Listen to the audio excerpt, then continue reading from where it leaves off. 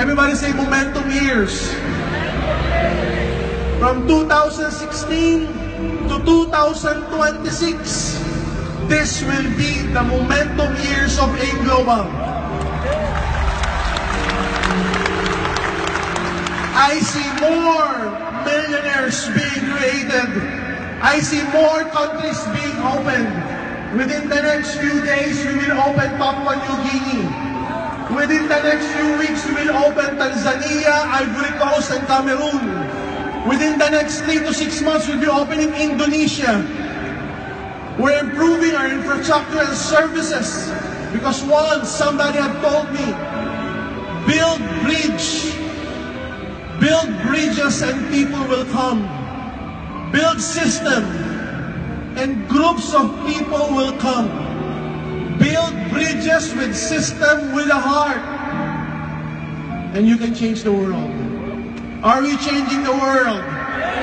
One person at a time, one family at a time, one country at a time, one nation at a time.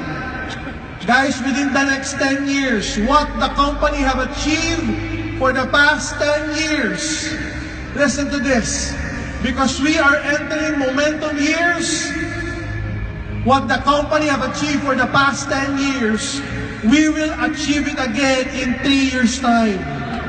In 3 years' time. In 3 years' time. Ask me why.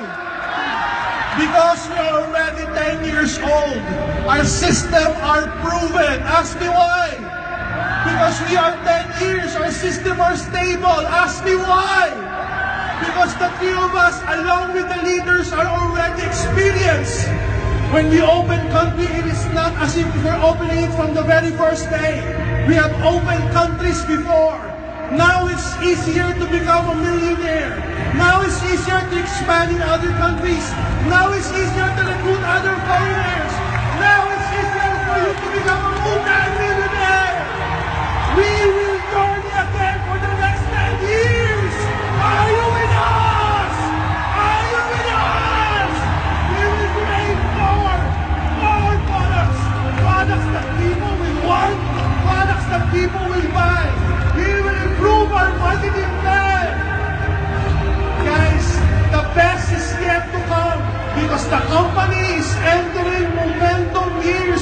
Are you with us? AIM World, we will hold on with other nationalities. We will hold hands with the Nigerians. We will hold hands with the Pakistanis. We will hold hands with other Asian nations. And very soon we will